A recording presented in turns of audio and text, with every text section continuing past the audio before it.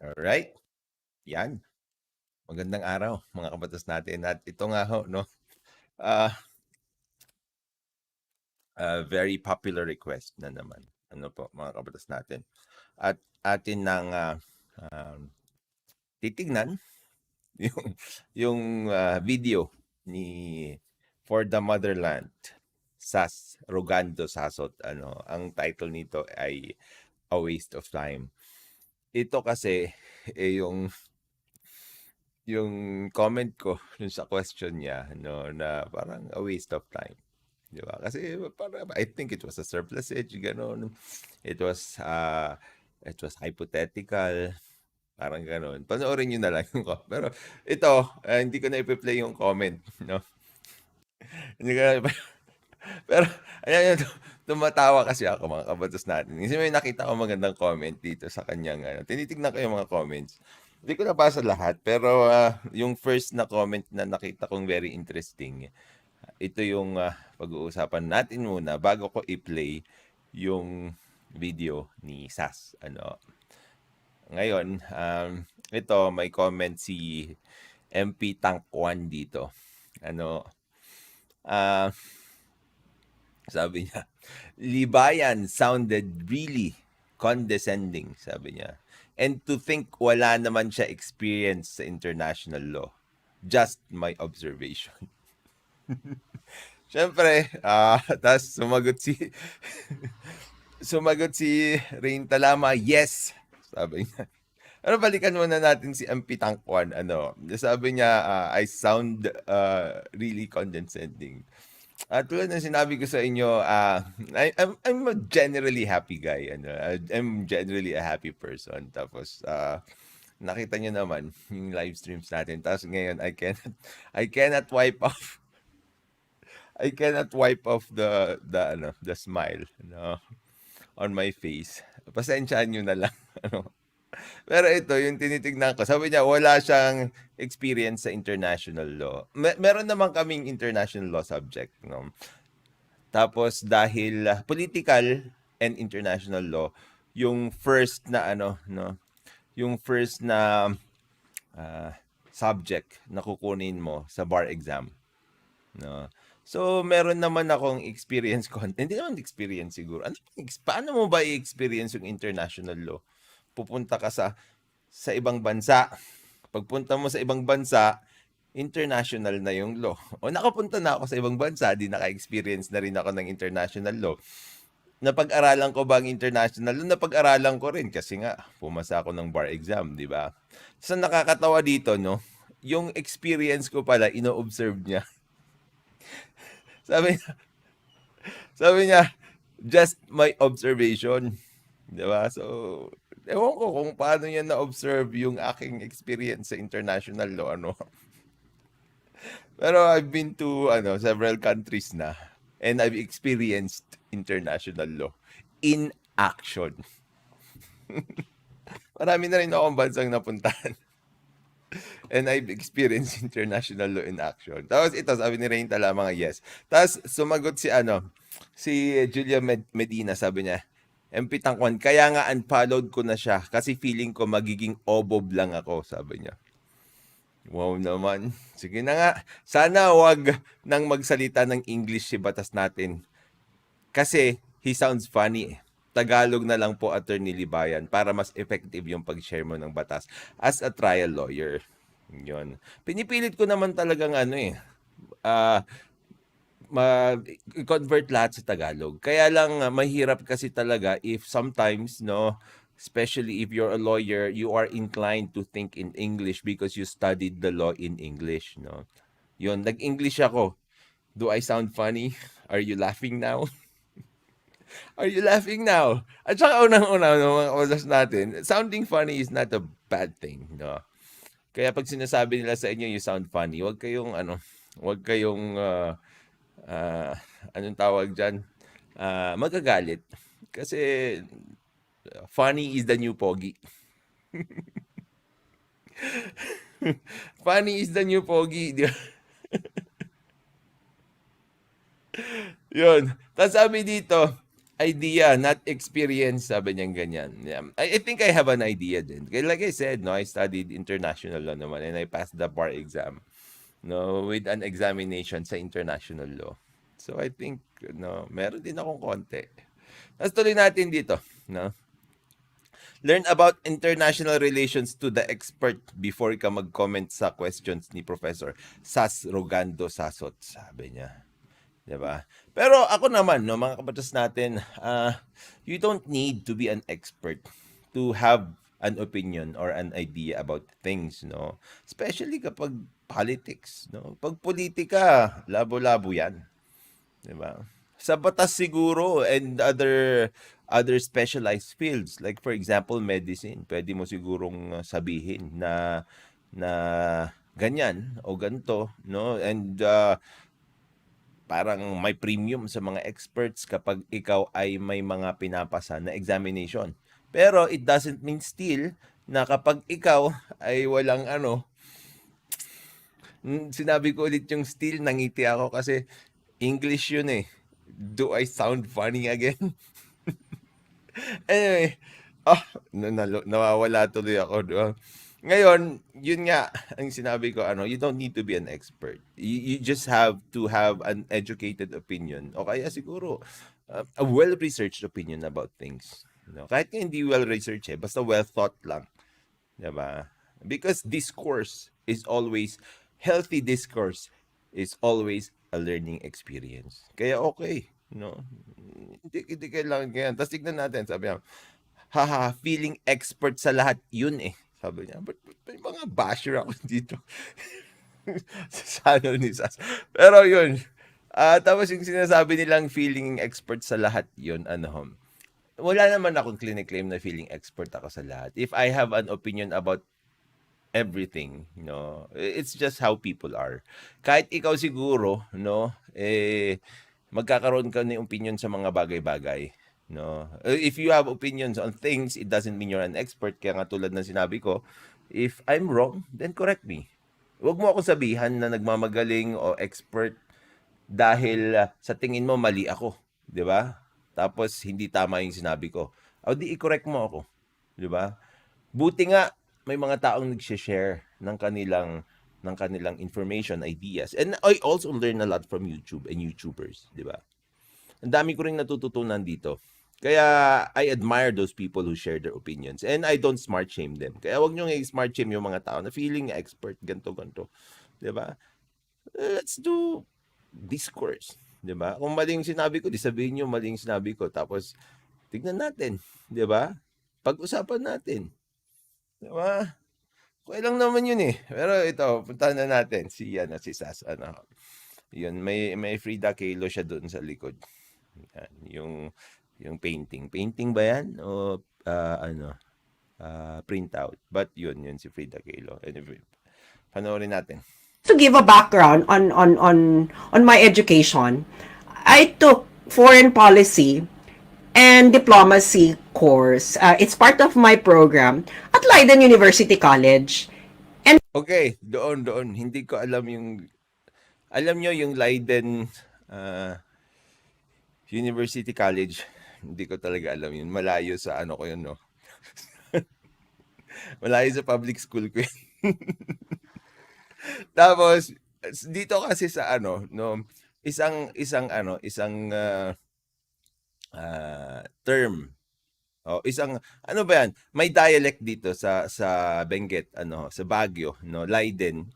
Ang ibig sabihin ng Leiden, parang mahal o love. Kaya pag sinabing Leiden daka, nakalimutan ko na. Minamahal kita, parang ganun. Pero hindi ko alam kung saan yung Leiden na yan. Tuloy natin. my professor was a former Secretary General of the North Atlantic Treaty Organization. He was the 11th Secretary General of NATO, and he was the NATO Secretary General during the Iraq War. Yun. Pero let's make it clear, no? I'm not questioning in any manner the qualifications of Sass, or any of her professors, no. I'm sorry if I don't use the correct the correct pronouns here, no. Pero I'm using her na lang, no? I'm using her na lang kasi syempre, like I said, I'm not an expert also when it comes to LGBTQ, and I know sometimes it is very sensitive, so I'll use her na lang kasi I perceive her as a woman. Ano, okay, yun. I'm never questioned anyone's qualifications unless it is the qualification of the person which is in issue. Ano ho? Ang issue lang naman dito yung question niya, 'di ba? So tuloy natin. Now, ang mga questions namin na sinasagot sa kursong yan, sa foreign policy and diplomacy, are all hypothetical questions. And they are always, always as in its most extreme form. Ayun. Kasi nga, 'di ba, ang ginawa niya kasi daw, yung question niya ay inask niya in its most extreme form, 'di ba? Ngayon kasi, ang paliwanag ko doon, yung hypothetical question na yun, it's parang too far from reality na hindi mangyayari, di ba? Yung i-give up ng China yung kanyang claims. Tapos, maraming tanong o maraming problema na pwedeng tanungin actually para mabigyan ng solusyon actually ng mga presidentiables, di ba? Yun yung gusto kong ipahiwatig doon. Kasi if ako lang naman, no, using my critical thinking skills, no, if you have like actual problems in front of you, di ba? Why create hypothetical ones? Di ba? Parang why will you be solving hypothetical problems when you can solve real problems and the people can feel, 'di ba, the resolution of those problems? Well, siguro sasabihin nila para mag-gauge yung hindi ko pa napanood ito mga kabatas natin, so baka mapangunahan ko ng yung ibang sasabihin niya. Baka sabihin niya para mag-gauge yung katalinuhan nila, gano'n. Pwede naman, 'di ba? Pero yun lang naman ang sa akin, 'di ba? Yun lang naman ang sa akin. Tuloy natin. Why? Why questions in foreign policy and diplomacy always asked in the most extreme form? Because this tests your capability for scenario planning. Okay? For scenario planning, you cannot discount anything na will never happen. Katulad nung nag-aaral pa ako niya, it was like 2014. Okay, ito. Tama nga naman, 'di ba? Pero alam niyo, tulad nga ng sinabi ko, you have the actual problem there already, 'di ba? You have the actual scenario that you can solve, 'di ba? And why not use that? 'Di ba? And syempre, kapag alam mo na kung paano niya gawin 'yon kasi yun dapat ang kanyang kinakaharap na problema, 'di ba? Wouldn't it be more productive that way? 'Di ba? Sa akin lang, 'di ba? Can you imagine, my foreign policy professor told us that no one thought that Russia would annex Crimea. No one thought. No one ever envisioned that Russia will annex Crimea, but it happened, 'di ba? So it is something na it never occurred. Can you imagine asking that question?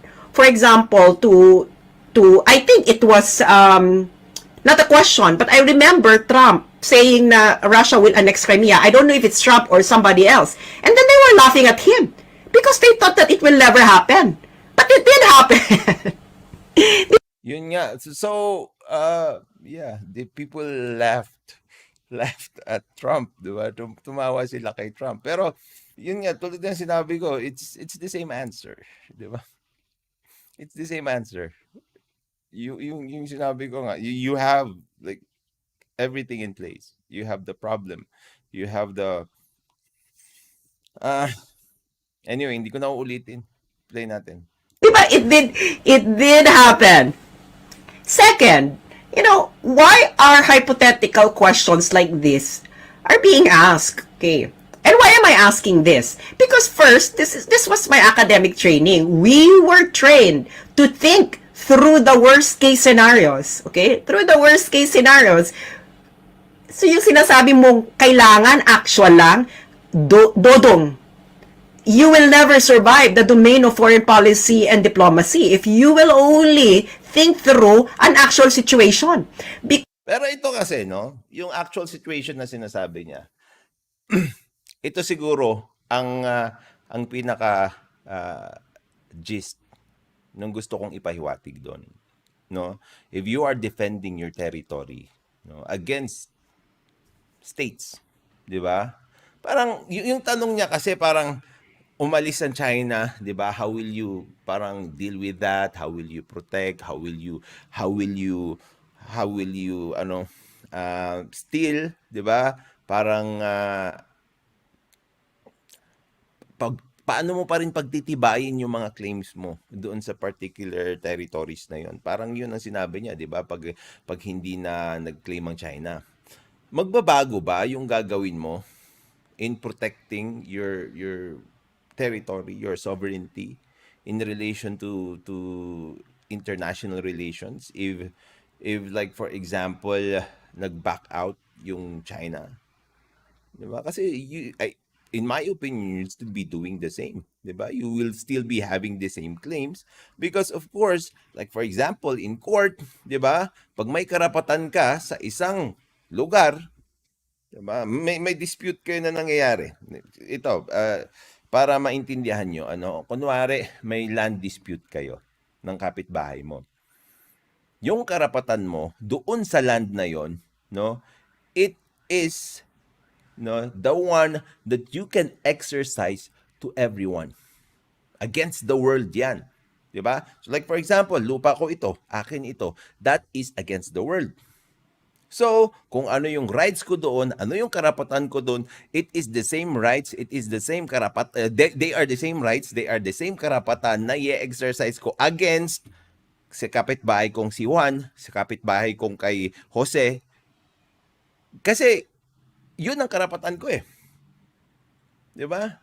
So, how is it different na sasabihin ko doon sa China o kaya sa Vietnam o kaya doon sa US o kung sino man yung nakalaban ko sa territory, how will it be different in me asserting my claim when in fact, 'di ba, my rights and my sovereignty over such properties or lands or territories, 'di ba, are against the world. 'Di ba?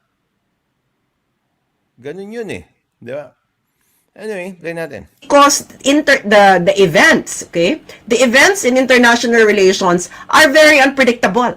'Di ba? No one predicted or no one predicted that one. Yeah, yun nga. Pero yun nga, yung sakop-sakop na yun, di ba? Siguro, pero pagtitignan mo kasi pagtitignan mo kasi we have the it's the variables, no, the variables are not really that many. Hindi magva-vary ng ganong kalaki kung nawala yung China at kung kunwari ang kalaban natin ay China o kaya Vietnam. Siguro yung rights natin over that particular, siguro the way we deal with it, no, yung kunwari siguro how we treat it diplomatically magbabago. Kasi syempre, mapapalitan si A ng B eh. Pero syempre, yung karapatan natin over those territories, di ba? Yung, kung ano yung claims natin doon, it will stand the same. Because it is against the whole world. Di ba? Yun ang sinasabi ko doon eh. Kasi parang ito, will it matter? Like for example, pinaglalaban ko yung teritoryo ko, kunwari yung bahay ko, pinaglalaban ko. Kung may nag-occupy doon sa bahay ko, kunwari si Jose, di ba? Anong gagawin ko kay Jose pag nag-occupy siya doon sa bahay ko? Fa-file lang ko ng kaso na unlawful detainer. Bakit? Kasi yun ang sinabi sa batas na paraan para paalisin ko siya eh. Di ba? Ngayon, tignan natin, hindi si Jose yung pumasok sa bahay ko. Iba, si Pedro. Si Pedro yung pumasok sa bahay ko. Anong ifa-file kong kaso kay Pedro? Unlawful detainer pa rin. Pumasok si Diego. 'Di ba? Kasi property ko 'yan eh. Kailangan ko protektuhan, pero hindi na. Umalis na si Diego ulit. Pumasok si si si Boy. Pumasok si Boy dun sa bahay ko. Anong ifa-file kong kaso laban sa kanya? Unlawful detainer ulit. 'Di ba? Eviction. Recovery of personal property. Yun pa rin ang ifa-file kong kaso. 'Di ba? So parehong-pareho lang. Magbabago ba yung karapatan ko doon sa property na yon na inaako kong sa akin kapag si Diego ay umalis na doon tapos pumalit hindi naman lalaki, babae naman ngayon si Juana. Magbabago ba yung ifa-file ko na kaso sa kanya? 'Di ba? Hindi rin, 'di ba? Kasi unlawful detainer pa rin yung ifa-file kong kaso. Ngayon, may mga variables talaga naman na mangyayari doon. Pero those are too specific already to discuss in that particular debate. 'Di ba? Masyado na siyang specific. And tapos natanong na rin 'yan doon kay doon sa unang nagtanong. So, tulad nga ng sinabi ko, it's a surplusage. 'Di ba? Kasi your rights doesn't change. Tapos, the manner in which you will enforce your rights will not also change. Kahit China, Japan, US, yung pumasok. Siguro, paano mo sila kausapin? Kasi nga, pagkausap mo yung Amerikano, English ang gagamitin mo. Pagkausap mo yung mga Hapon, Japanese yung gagamitin mo. Pero yun nga yung sinasabi ko, na variables that are too specific already. Di ba? Tuloy natin. Day, the USSR will just disintegrate without a war. Right? And then they suddenly found themselves in a new world order without the USSR. No one Yun. Kasi this is, okay naman yung kanyang, yung kanyang explanation. Pero I think it is different from the question. And the reason why I said that question is, it's a waste of time. A surplusage. 'Di ba? Kasi doon sa pinaliwanag ko nga, you have the same rights and you will enforce the same rights, just only to different countries. 'Di ba? in their right mind, no one ever predicted that someday there will be a worst Yun na yun mga prediction na yun. But I guess, no, ano pa bang sinabi case mo? scenarios in foreign policy and diplomacy. And foreign policy, Worst case scenario. So how is yung China backing out worst case? I think that's the best case scenario. Kasi pag nag-back out yung China sa claims niya, ibig sabihin, wala nang superpower doon. Wala nang sobrang lakas na pwedeng mambuli sa atin kasi yung iba malalakas na lang. Hindi na sobrang lakas. Pero like I said, I'm thinking kasi, I'm thinking about rights and protection of rights. No. Hindi rin kasi nagbabago yung karapatan mo at saka yung paraan kung paano mo proprotectionan yung sarili mo kahit ibang tao yung pupunta doon because you will be claiming the same thing and you will be going through the same process. 'Di ba? and diplomacy. Why? It is because, the domain of foreign policy is a domain of long-term thinking. You cannot just thinking in terms of the present when it comes to foreign policy and diplomacy. That is going to be your downfall. Pero yun nga pa rin, 'di ba? Kasi if you are a politician and not ito kasi, let's make a distinction then. No? These people are politicians and these politicians are faced with actual problems. 'Di ba? So it is best to solve the actual problems first than looking for hypothetical or extreme scenarios that will happen. Kasi sobrang bigat na sa atin yung problema na ito eh. 'Di ba? And I think we already have the worst case scenario. China yung kalaban natin. Pag nag-back out sila, I think that's a better scenario for us. Alright? Yung mga kabatas natin, yun lang naman yung sa akin eh. No? I hope you get my point. And like I said, I don't discount naman. I think Sass is an expert in relation to these matters. Wala namang problema sa akin yun. No? I don't, parang, like I said, I like healthy discourse. Okay naman yung sinabi niya. Panoorin niyo rin yung video niya. You will also learn a lot from it. Pero tulad nga ng sinabi ko, no, hindi ko na uulitin. Kasi ilang beses ko lang inulit. Yun at yun pa rin tayo babalik. Tingnan nga natin sa dulo. Ano ba sinabi niya dito? etc. Is it the same? No, it's not. Yeah, on the surface, it's about sovereignty, but if you do not think through the problem, you would not see that the problem is actually different. Ngayon, Vietnam is friendly with the United States. In fact, the United States. Yun. Pero ganun din. Ganun din yung sagot ko. Same rights, di ba? Same manner of enforcing those rights. Different countries. Di ba? Siyempre, different approach, pero in specific manner, no? With the specifics, it's different, pero you protect the same rights. You protect the same, you go through the same process. Di ba? Sabi ni Gabe, I think you are oversimplifying the scenario, but logically I get where you are coming from. Pero alam mo, Gabe, yun nga yung gusto kong sabihin sa inyo eh, no? You're this kind of arguments or statements that you have are are too vague for me to even understand. How did I oversimplify it? 'Di ba? How did I oversimplify it?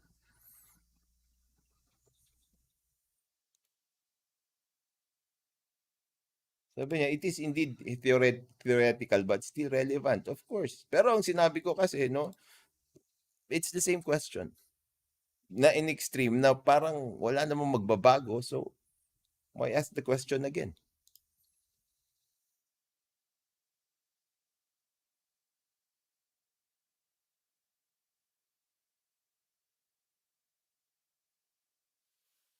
Hmm.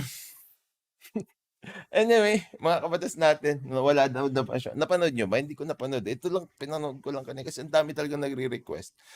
Hindi ko pinanood actually. Pinanood ko yung sa una, tapos tinignan ko kung saan ako pwedeng mag-comment na diretso na pag dito sa live stream.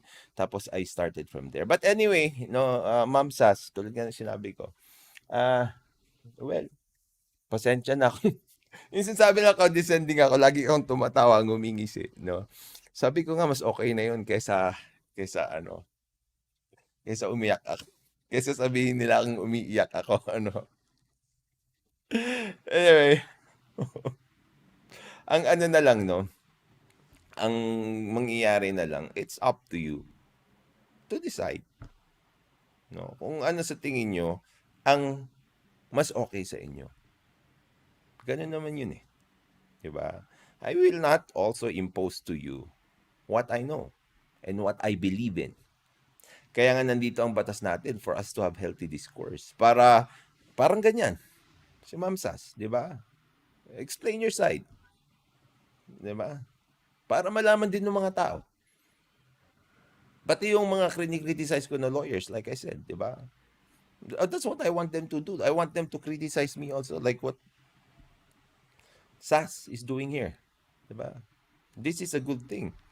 Maganda ito, 'di ba? Huwag lang tayong mag-ad hominem ganyan, tapos make sure that we make our point whenever we discuss with someone. 'Di ba? Ganun lang naman eh. Ganun lang naman talaga. Pero tulad ng sinabi ko, I still think the same. My opinion did not change, and I explained it earlier. 'Di ba? Yan, ito sabi ni JC, ito nga yung point ko eh, no? Almost the same question kasi with different country with the same answer. 'Di ba? Yun nga yung sinabi ko eh.